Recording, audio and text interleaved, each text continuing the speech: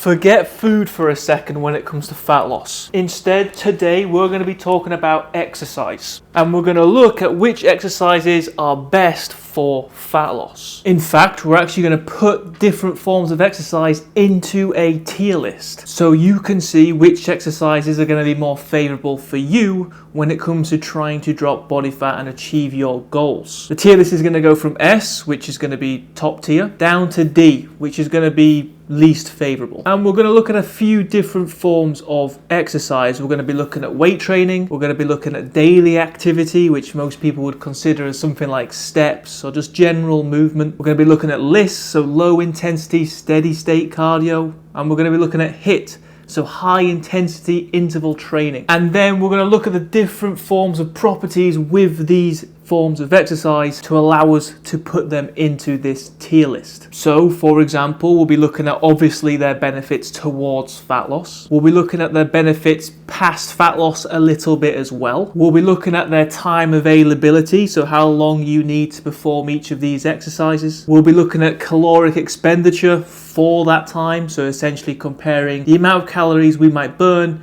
in comparison to how long that will take us. And then we're also going to consider enjoyment and adherence. Now, before we start going through these different forms of exercises and looking at which might be most favorable for you, there's one thing that I want to say. There isn't going to be one best exercise for fat loss. And what I mean by that is there isn't going to be an exercise or form of exercise where if you do that, you are guaranteed better results than if you do another form of exercise. However, there will be forms of exercise that are likely more favorable for you and your goals. And the purpose of this video is that when I walk you through my generalized recommendation of forms of exercise for fat loss, you can get an idea of what is going to be best for you. So at the end of this video, your tier list might look different to mine. That is absolutely fine. But if you can come away from this video and think, I need to be doing that, that's going to work best for me, and it's essentially going to help you get the best results possible, then that's a win. Let's crack on. First, we have low intensity steady state cardio or aerobic training. So as a very generalized example, this would be what most people consider standard cardio, where you maybe do 20, 30, 40 minutes of steady state, so keeping the intensity the same form of exercise. So this could be running, this could be biking, this could be the rowing machine, the elliptical, the Stairmaster. Typically, these sort of forms of exercise are kept to a 6, 7 out of 10 intensity. Some people like to go off heart rate, but it's low intensity, it's nothing too crazy, we're building up a bit of a sweat. Now I'm going to throw this in at C. Now the reason I'm throwing in at C is pretty straightforward. Aerobic training in general is very beneficial just for your overall health. So it definitely has a place. And if you're not doing any form of aerobic activity, then I would suggest definitely throwing some into your routine. And it can also be beneficial for fat loss, simply put, because you're going to be burning extra calories. Now, the amount of calories you burn in training is pretty small. And this is something I want to cover first because it will almost carry over to a lot of the other things we're going to talk about. The amount of calories you burn through exercise on a daily basis is probably like 5 to 10% of your total daily expenditure. So it's not a lot. However, it can also be an addition of expended calories and can then also help. So not only is cardio or LISS great for general health and fitness, but it can help with fat loss too. However, the big drawback to LISS is that it takes time. For you to burn a decent amount of calories, you likely do need to do 20, 30, 40, maybe even 60 minutes worth of it. So really the benefit of this will come down to people's time availability. If you have plenty of time to do something like this, then fantastic. If you are short on time, you might struggle to take advantage of this form of exercise. So we're going to throw it in at C. C's a decent place. It's good, it's average, it's nothing special, but it can help. Next, we're going to go on to weight training, and weight training we're going to throw in at A. And no, we're not throwing in at A because it's magical for burning body fat. Again, as we spoke about, your expenditure coming from activity is going to be small, and that's the same for weight training. However, weight training has one special component that the others don't. It is very useful for building, potentially while in a deficit, but retaining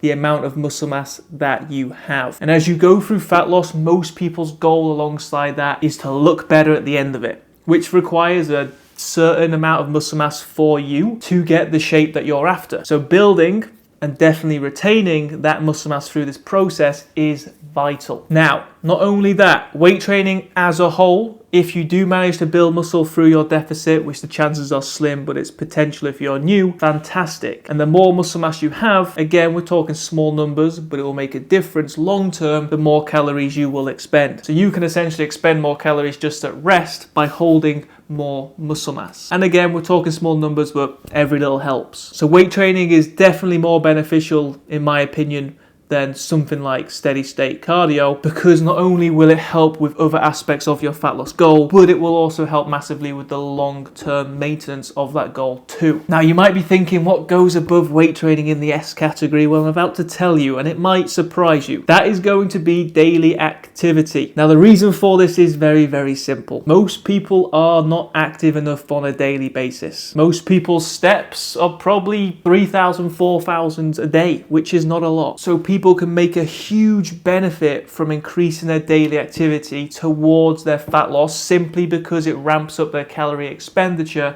a fair bit. If we look at our total daily expenditure again, our NEAT, or our non-exercise activity thermogenesis, plays a huge role or percentage in that total daily expenditure. So if we can rack up our daily expenditure or our daily activity, that will play a big part in our fat loss goal. People often underestimate their daily activity just through, again, stuff like steps, moving, standing rather than sitting. They underestimate that and they overestimate their actual exercise activity. So steps for me is in that S category, just because I think for most general population people, it will give you the biggest return. Now, if you're sat here right now and your daily activity is already fantastic, you're already doing 7, 8, 9, 10,000 steps a day, then fantastic. Maybe this isn't going to be S tier for you. But as a generalization, daily activity, steps, I would throw in at S tier. Then lastly, we have HIIT. So HIIT is high intensity interval training. Now I'm going to throw this in at D, which a lot of people might be surprised at because HIIT often gets promoted as this great fat burning tool, and it just isn't. Now don't get me wrong, can it help you with your fat loss? Yes. Why? Because you can expend some calories doing it. And the other benefit to HIIT is that you can burn the same amount of calories in a shorter space of time. So for example, if we look back at lists, if you need to do 30 minutes to burn X amount of calories, when you do HIIT, maybe you only need to spend 15 minutes to burn those same amount of calories. So if you're short on time, something like HIIT might be more favorable than something like lists. Now you might be thinking, Matt, well, why have you put that in D, not in C? And here's the main simple reason. HIIT is quite taxing on the body. It is hard work. You have to work at a high intensity. Think of this like an 8, 9, 10 out of 10. You're pushing yourself to your limits. These are often stuff like sprints, but you're pushing yourself to your max for maybe 20, 30 seconds, having a short rest, and then repeating. Now the reason why this can be a drawback is because if you are someone who's new to getting into all this, you've just started your fat loss goal, you're probably not in a good condition and position to jump straight into HIIT. You'll probably end up just burning yourself out, feeling terrible, and therefore, just in terms of adherence and sticking to it, it might actually set you back. Whereas if you build up your general fitness and conditioning first and foremost, then introduce something like HIIT along the way or later down the line, then I would see HIIT as being more favorable and potentially having a better place. So that's why I'm throwing it in at D. But again, I want you to look at this and I want you to think of the things that I'm talking about to create your own idea of what's going to be most favorable for you. So if you're someone who is short on time, you're someone who is genuinely already pretty fit, then sure, HIIT is maybe favorable for you and is maybe higher up this tier list in your scenario. And then the last sport I thought about throwing in, but didn't really put it as a category, one that I just want to touch on very briefly, is just sport in general. Now, sport in general, I am going to throw in up towards B. And the reason why I'd throw sport in at B is simply for two reasons. One, typically most sport will be a combination of lists and a combination of HIIT. So I feel like you almost get the best of both worlds with sport. But the main reason why this is going to be higher than list or HIIT is because for a lot of people, it's probably more enjoyable for them to do than go and jump on a treadmill for 30 minutes. If they have a sport where they're obviously focusing on the sport rather than the exercise, they're probably more likely to do it, more likely to enjoy it, and be more consistent and adherent with it. So sport, I just wanted to throw in there at the end as just another option, because sometimes people just often forget about it as an actual form of exercise. So there you have it. There's the tier list. Again, this is my generalized idea of how I would order different forms of exercise for someone who's typically a beginner to intermediate looking for fat loss results. And again, you can change this based on your preferences and goals. One of the main things to remember, none of these are potentially better or best than the other. It comes down to context. Now, before I finish, if you're looking for some more help with your fat loss, I do have a free fat loss blueprint, which covers how much to eat, which covers protein, which covers your daily activity and activity exercise in general, like I've spoken about, and even has workouts in there too. So if you would like that, grab the link in the description below. If you found this video helpful, please do drop a like because it helps me. If you haven't subscribed, make sure you do so you can keep up to date with all the videos that are going to help you in your fat loss. And I'll see you on the next one.